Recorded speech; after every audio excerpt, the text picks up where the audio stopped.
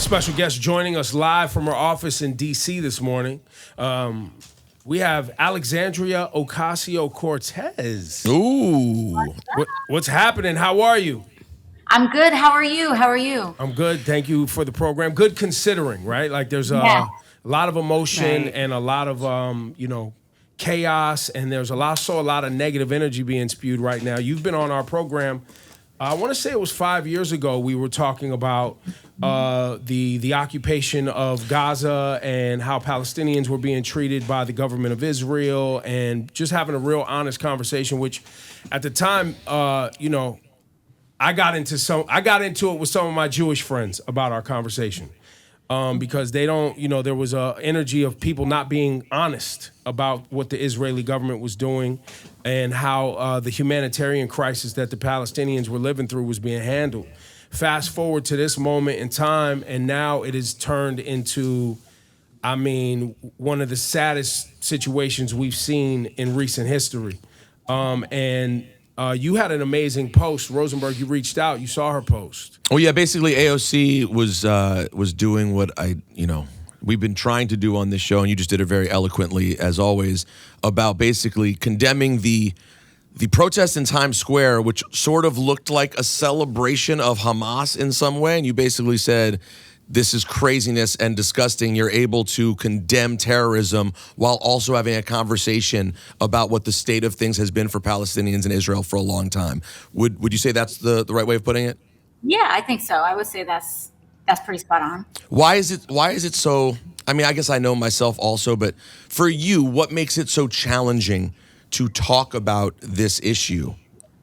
Yeah, well, first of all, I think we're talking about intergenerational trauma that goes for generations, for Israelis, for our Jewish community, for Palestinians, for our Muslim community, and so many others. And so whenever a traumatic event happens, we are not just experiencing that traumatic event, we are experiencing almost every traumatic event leading up to that traumatic event as well at the same time. And so that is going to create an environment that is volatile, reactive, and actively dangerous. Because the hardest part, I think, my assessment, is that what you actually need in a time of so much devastation is to be able to de-escalate and to be able to make sure that we're really weighing the full weight of the violence and the decisions that are happening right now and leading up to that moment. So I think that's what makes it hard. It's also, we're talking about an international issue, but we're also managing our community here. New York, we have some of the highest populations of Jewish people and Muslims and diasporas affected, and how we navigate it here absolutely has effects in how things are navigated there. Now, AOC, in this moment, there's a lot, like you said, there's a lot of vitriol, there's a lot of anger coming from everywhere. And I think as an American citizen, our government, has supported Israel in their efforts to get rid of terrorism in Israel, which I think is a valiant effort. But in doing so, it has caused, the oppression of Palestinian people who are stuck in the Gaza Strip. So, and now we can be honest and say that it's been mismanaged, clearly, right? Like this is a clear mismanagement, and you're even hearing it from, Israel news publications that are coming out against Netanyahu. What is that conversation happening with you and your colleagues in D.C.? Yeah, I think this is a conversation that, thanks to so much advocacy and organizing from just everyday people on the ground, Jewish communities, Muslim communities, Palestinian communities, Israeli communities, actively coming together, there's more of a conversation about this than there's ever been before. There is the necessity, as we've seen on Saturday, the necessity to cherish, center, value Jewish safety. And also, at the same time, we cannot allow that to be used as the guise for the oppression of Palestinians. And in fact, I would argue a lot of times, like, people try to approach this through a left-right lens as though justice is the opposite of national security or imperils security.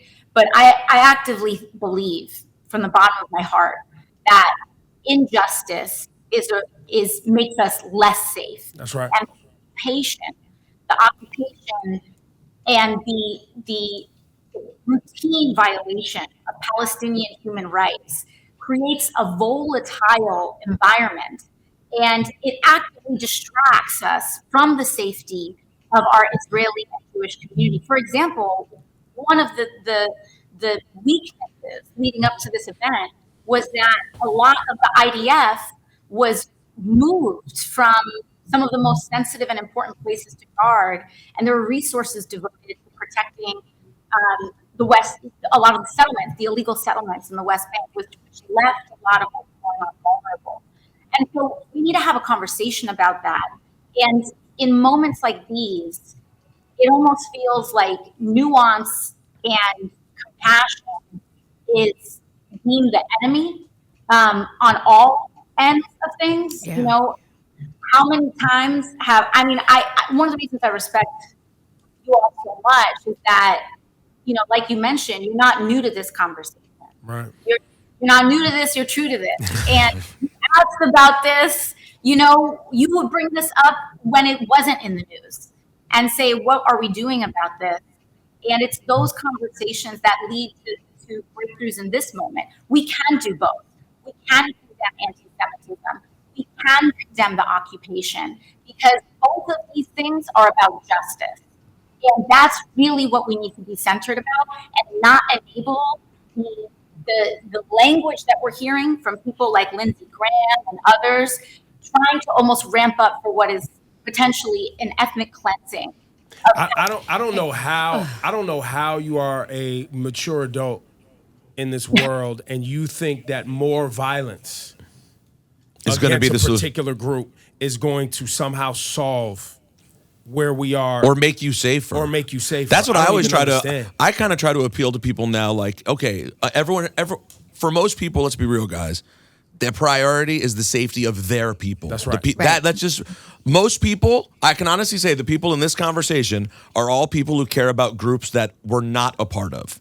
Most people, though, really care about their own group. So my way of trying to relate to people is to say, for the protection of your own group, de-escalation is the key. We're not going to be safer. Israel's not going to be safer because violence persists over and over again. That's right. I mean, it sounds like so basic and cliched, like kind of like eye for an eye, like the most simple things that are actually true. Yeah, and I think yesterday, just being that we all consume, right, our information from the internet, from social media, I came across a couple of threads, like really tackling all the misinformation that's going on.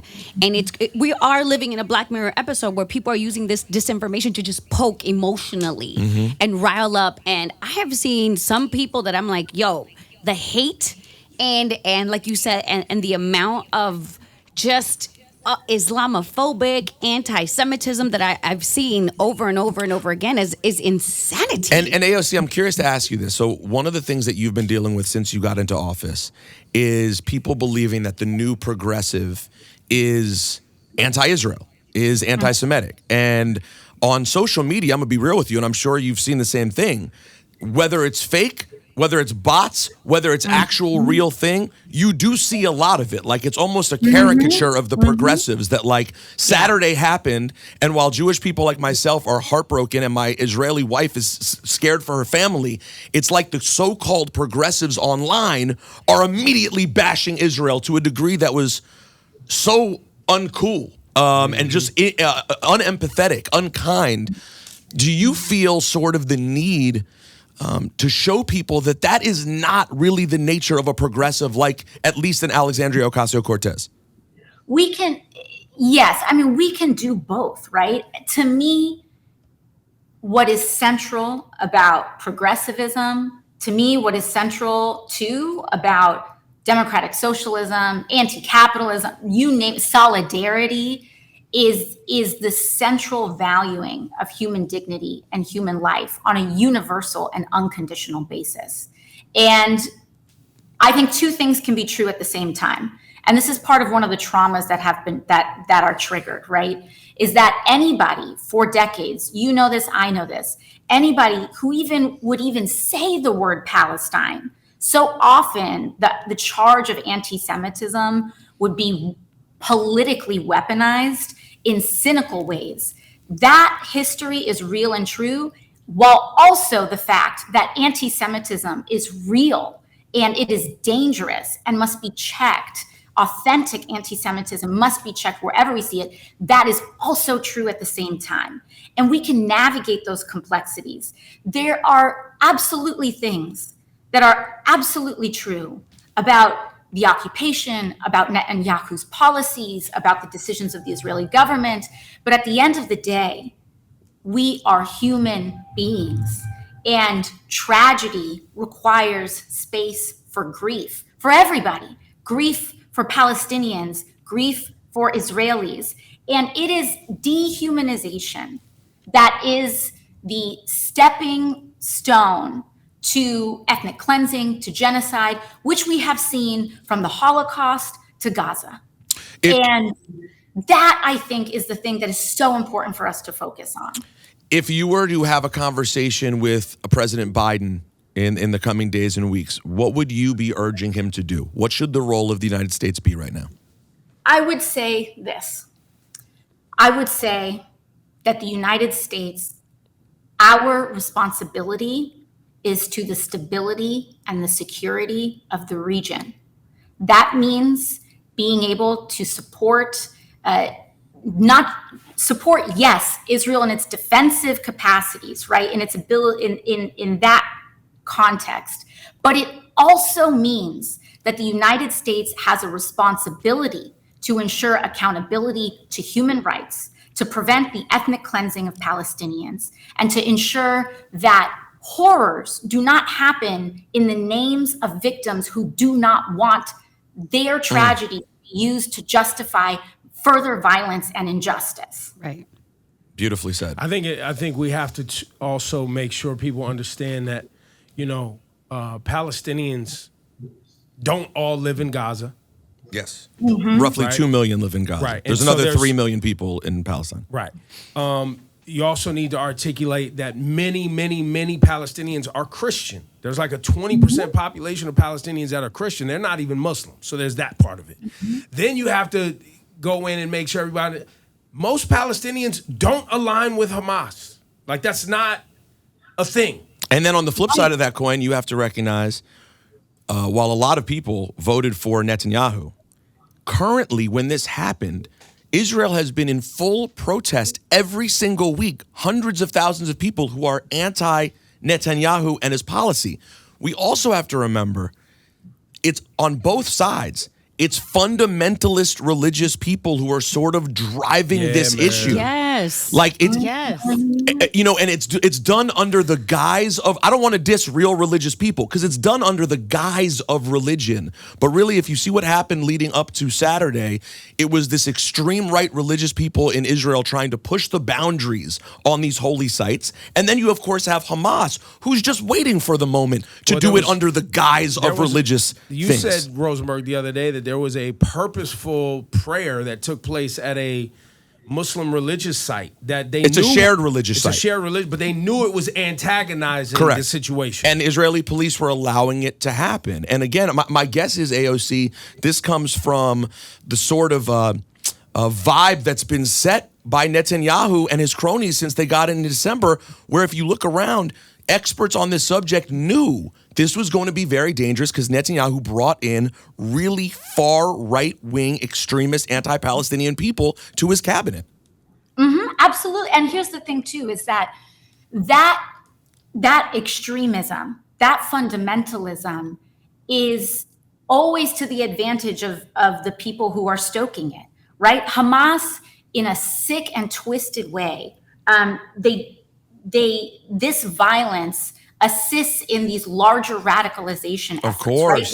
Right? The biggest enemies to a lot of these established powers are young people who want peace.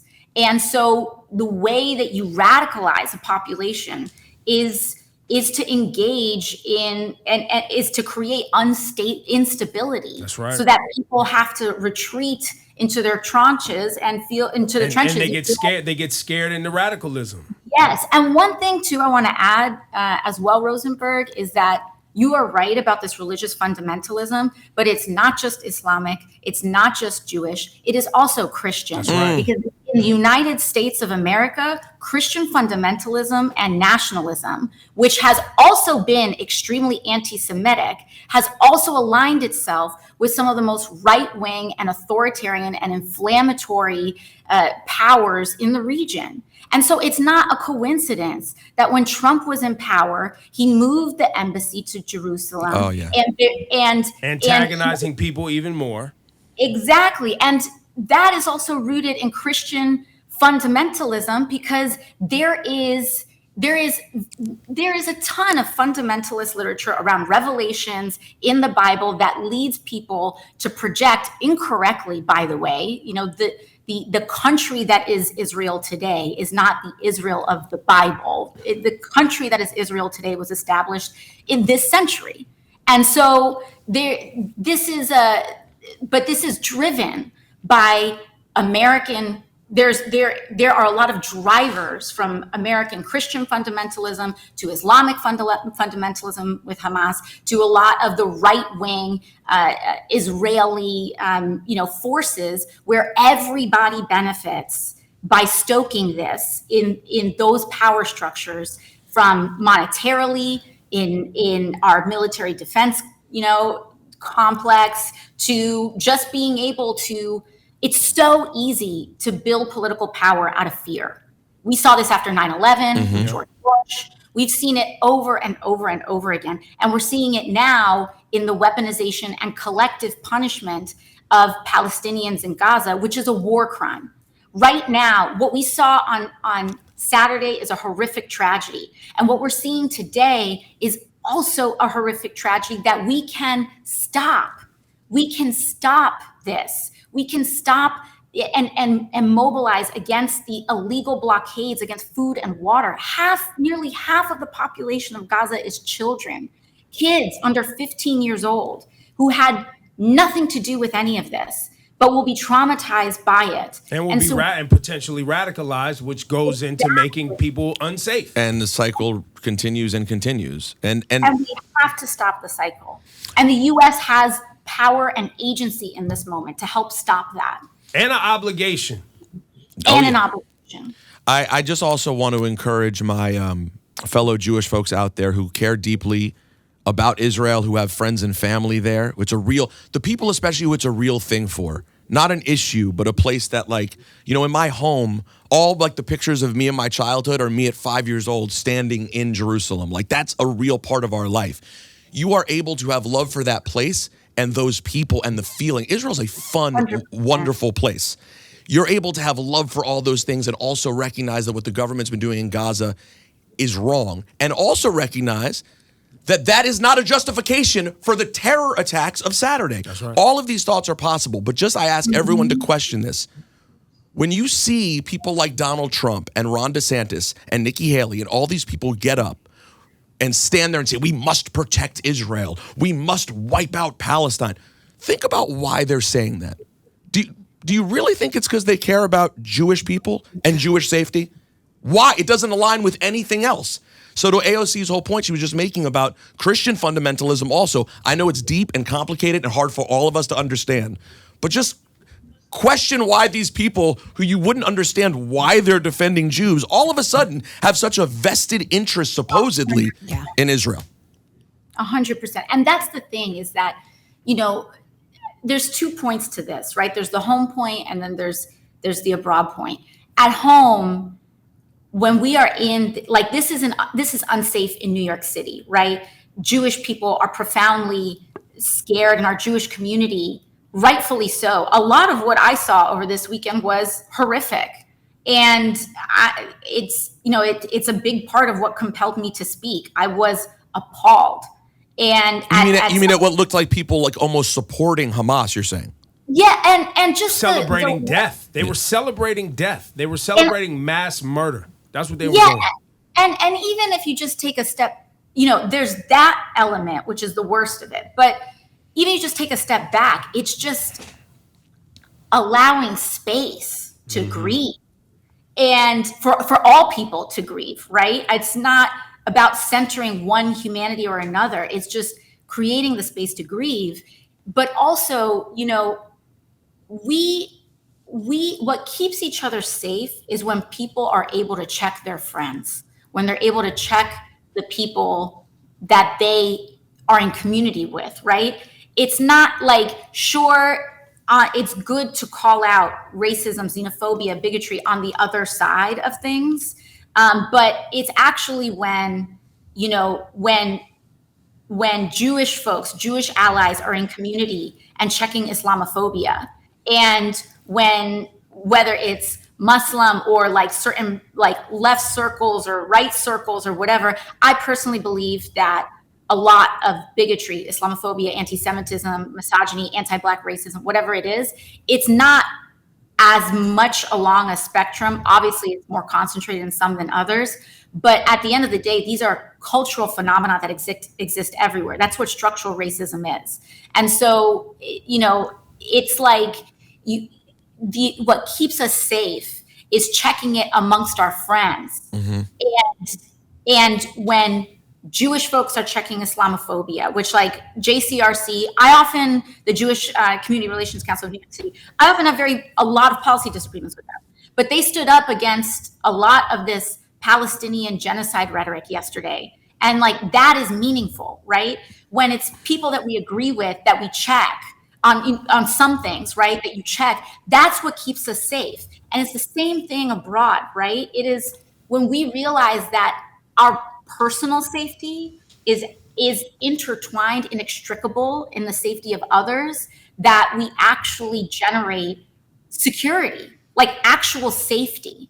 And it's so important for that to be recognized.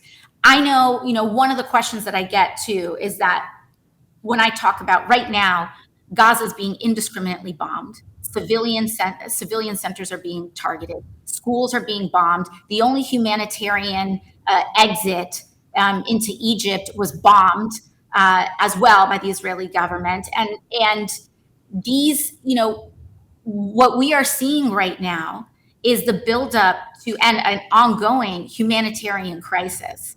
And we have to be able to separate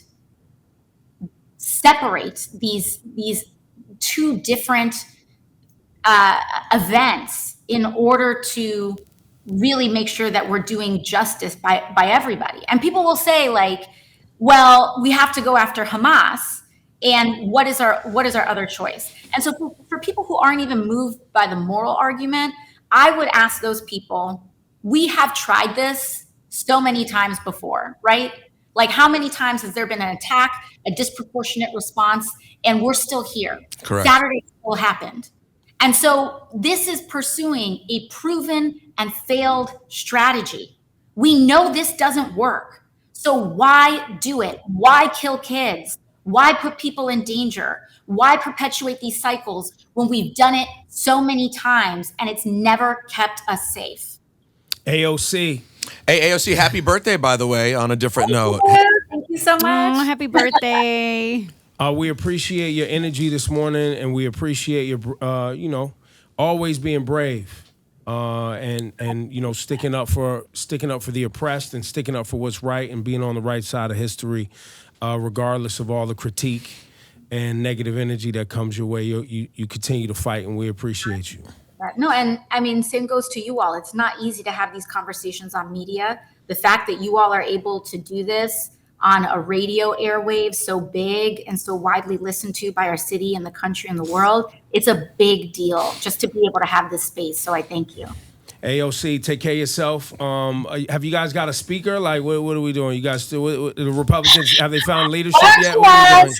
Mike Lawler at Westchester, Mark Molinaro of New York. You got all these Republicans from New York, and they're a hot mess. How about this? Next year, Let's just send Democrats from New York there. And politics is a mess. I'm not here to say it's going to solve all our problems, but it's certainly going to help us with this one. Well, Good luck with all that. over there. I know. Good luck over there. AOC, give it up one Thank time, you. man. Ebro in the Thank morning. you. Thank Laura you so Stiles, much. Rosenberg. Thank you. Have a good one. You too.